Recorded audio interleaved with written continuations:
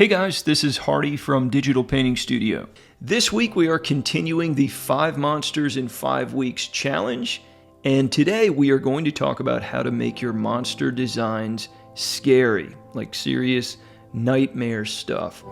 A big part of creature design is making monsters that are scary.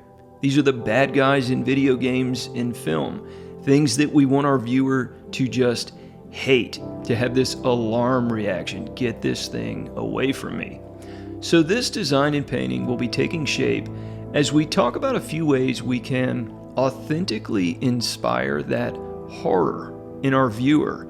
And as dark as all of this sounds, it's actually incredibly fun work to do as a concept artist. So this stuff is cool and valuable. It's really great to know. And we are going to do all of this without resorting to just blood and gore to make this monster horrifying. We're going to avoid all of that and take more of a concept design approach.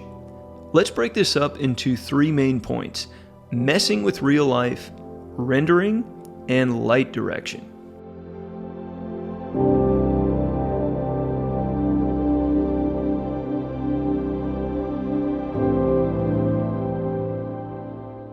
Okay, item 1, messing with real life. This is something we think about early during our design phase. What am I creating here? And how can I make it scary? How can I inspire that visceral reaction in my viewer? And it's kind of a crazy thing to think about. All kinds of horror movie psychology comes to mind. What makes an image scary? And how can I actually engineer that into my own work? My favorite starting point for that is to take something familiar, something found in real life, and distort it. So for this handsome guy, he's obviously very humanoid. I've used the human form as my base starting point, but I've just totally messed with it. It's got these weirdly long arms, claws for fingers, a huge misshapen head that's barely recognizable, no eyes. When we change things, when we corrupt this familiar form into something else, it naturally just strikes us as odd and wrong. It rings those alarm bells in our viewer's brain. It's a powerful effect.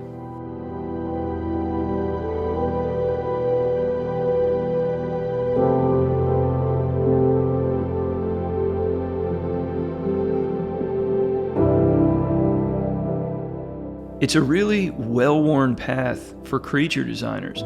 Think of just about any memorable monster or creature that you know of, and I'll bet you can instantly connect it back to the thing that that monster is based on. Many of them, and probably most of them, are based on human forms. They are abstractions of the human body.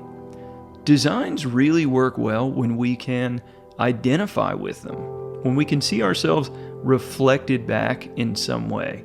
That recognizable core is what makes this nightmarish creature so upsetting. It's the familiarity.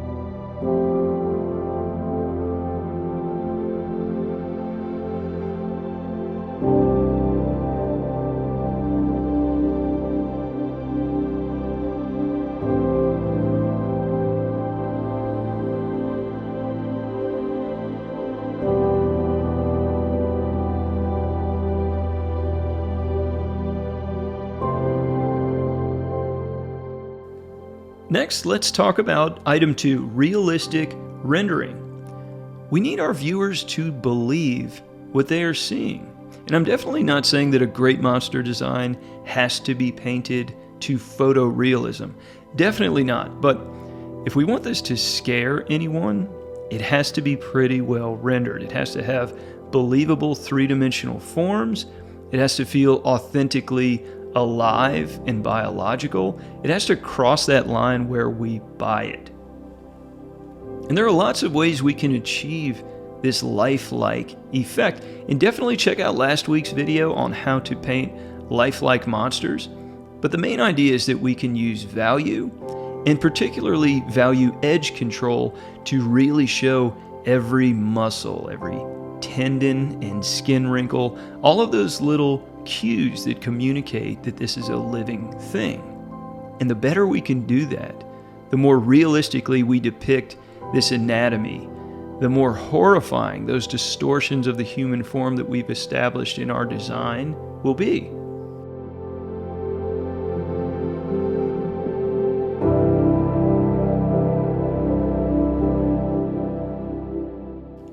Actually, the main focal point of this entire creature is these nasty teeth, and I'm very deliberately rendering those as realistically and crisply as I can. I want all of these very human, anatomical details to feel real and recognizable. That's how we really ring those alarm bells in our viewer's mind.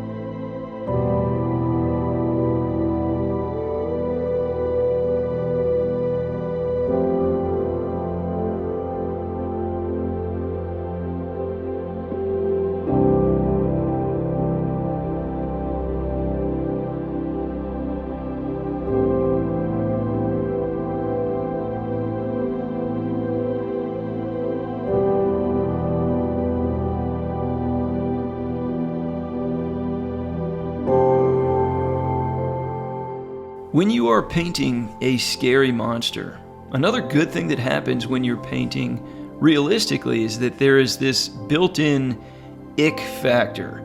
Your audience will just sort of find things gross if they're very realistic and organic looking. So every little wrinkle of skin, every shiny highlight where tendons overlap, it has this powerful subconscious effect of just grossing out your viewer. It does all of those great alarm things that we want a monster painting to do.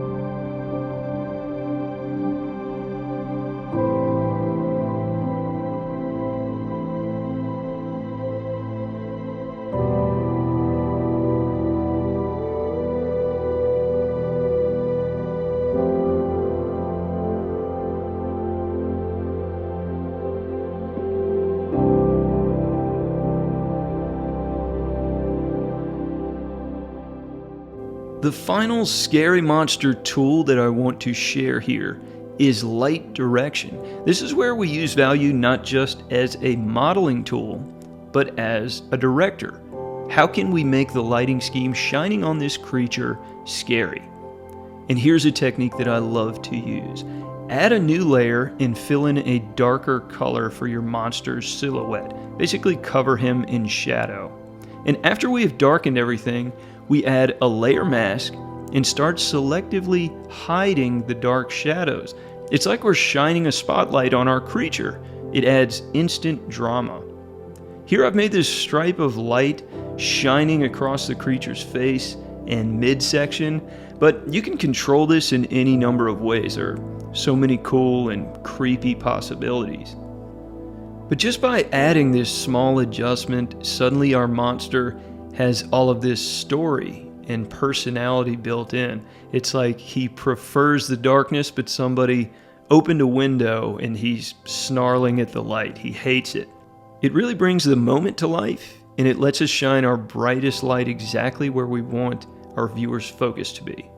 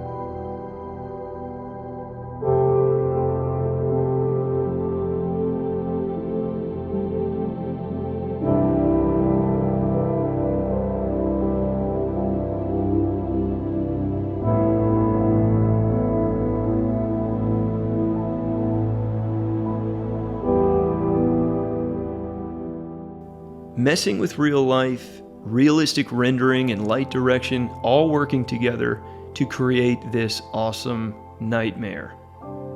Pretty cool. I hope you found this disgusting and useful. Be sure to subscribe so you can catch the next 3 monsters dropping each week in this 5-part challenge.